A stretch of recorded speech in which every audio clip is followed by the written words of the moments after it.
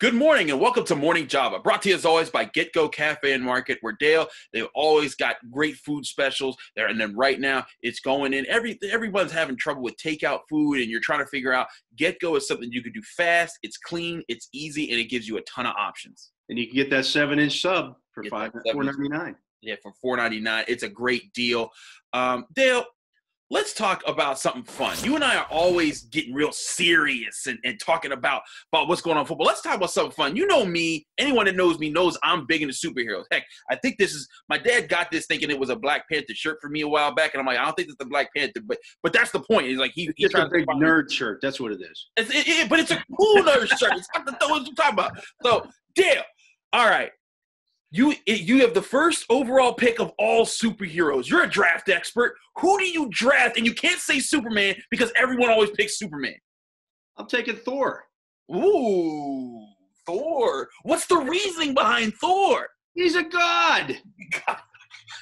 What more do you want? He's indestructible. He's a god. I mean, you can't do any better than that. That's like taking Jesus Christ with the first overall pick. It's like taking Jesus Christ, he says. Okay. I mean, all fairness, but Thor does have some drawbacks. You know, the Steelers don't like to draft guys that have character issues. He got fat and lazy in the last Avengers movie. He would still kick everybody's butt. He still kicks everybody's butt. He would kick Superman's butt. I don't care. He just would. He's Thor. Well, I'll say this. You know whose butt he would really kick? Hal Jordan, the Green Lantern. Well, Green Lantern, that goes without saying. It would be slap left and slap right. Anyone that thinks that Hal Jordan would stand a chance with Thor, in my opinion, is crazy as all get out. Man, but you heard it here first. Who's your pick? Wally. Huh? Who's your pick? Oh, my pick. See, I'm not going for the powerhouse type. I need the leader. I need the guy that's going to come up with everything. It's got to be Batman. Because here's the thing. Captain America's a better leader than Batman. You guys, no, he's not. No, he's not. He doesn't. Captain America. First of all, Captain America has proven that he can get beat by people that are much more sound in karate and different forms of martial arts.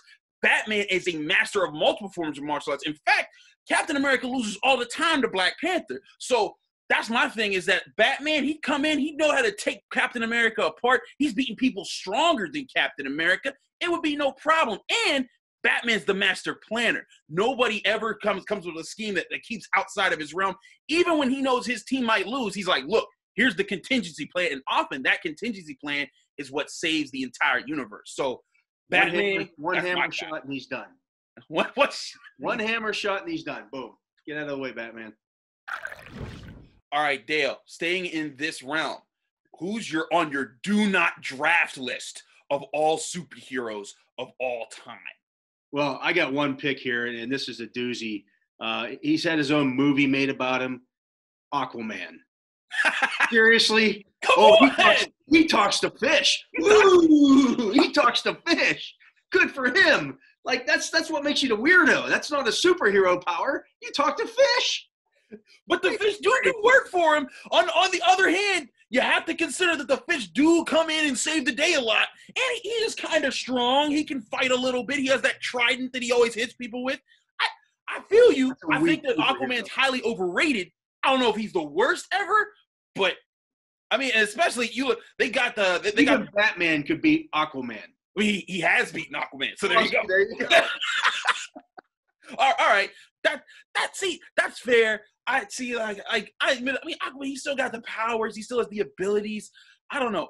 If I was to go with the worst superhero ever, I mean, like Howard the Duck. Have you ever seen the movie Howard the Duck?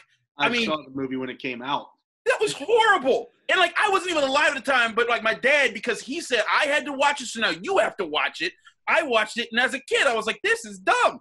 I still don't understand what Howard the Duck does. Even though he's in the Marvel movies now, he's a quick little add-in on a lot of ancillary character because they got to throw him in there for laughs. Yeah, for exactly. So why was he ever made in the first place? I don't know, but Howard the Duck for me, I mean, is the worst superhero. If we're talking about people out there, like, I don't know, man. Like in the Marvel movies, I always thought Quicksilver was kind of redundant. It's like, look, the Flash is faster than this guy. Why did y'all even try to make a fast guy in this universe. He's not even as fast as this guy. And then in the first Avengers movie he was in, he gets shot up in 3 seconds. I'm like, oh, thanks. Yeah, so you were so fast you couldn't dodge bullets. You stink as a speedster. So he's overrated, but Howard the Duck's still my worst superhero. And I think that's still my worst superhero movie of all time. All right, Dale, you and I have had this discussion a few times off air, but you had to pick one movie, one superhero movie that you were going to watch.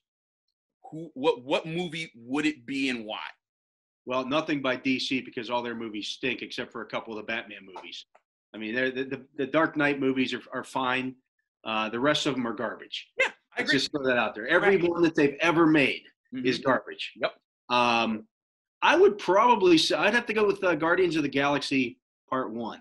Part 1? Okay. What's the difference between 1 and 2? Because I loved both. And I thought both. I just thought that one kind of tied, like it brought everybody together. A lot of the times when you get these backstory, the first series, or the first in the series, there's a lot of dead time with backstories and that kind of stuff. That movie didn't have it. That movie was just action after action after action with a lot of humor mixed in as well. I think both of those movies are really well done.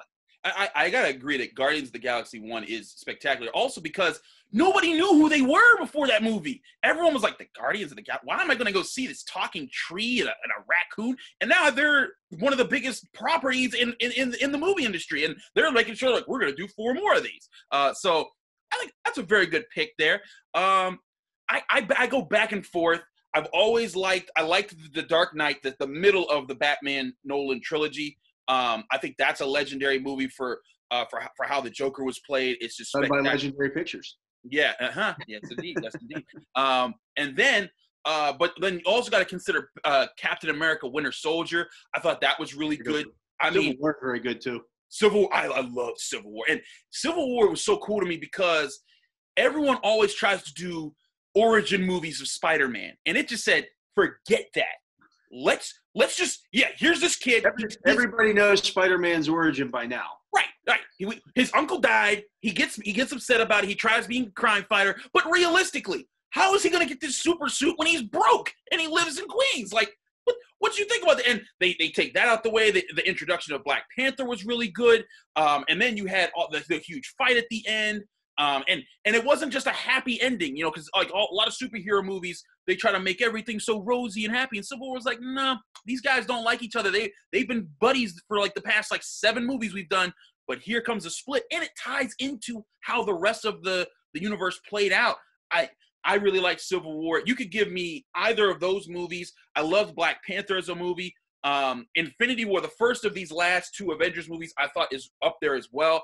Endgame was cool, but it was too wrap up in a bow. It's like Return of the Jedi. Like you're Return of the Jedi, you're cool, but you're not Empire Strikes Back. One underrated choice in that too, Deadpool. Deadpool's cool. I do like Deadpool. And what's crazy is I always liked Deadpool before the movies, and then I was just like scared, like they're gonna mess this up, they're gonna make this bad, and they actually made it good, and he was funny. And what's up with this? So yeah, Deadpool easily the best movie that Ryan what's his face has done, especially in the superhero. As a superhero, that's crazy, and it is so good. He makes fun of his little foray into the Green Lantern, so that makes it good too. Because he kills himself before he goes back in time and kills himself before the Green Lantern movie can even be made. Just goes to show you, Green Lantern stinks.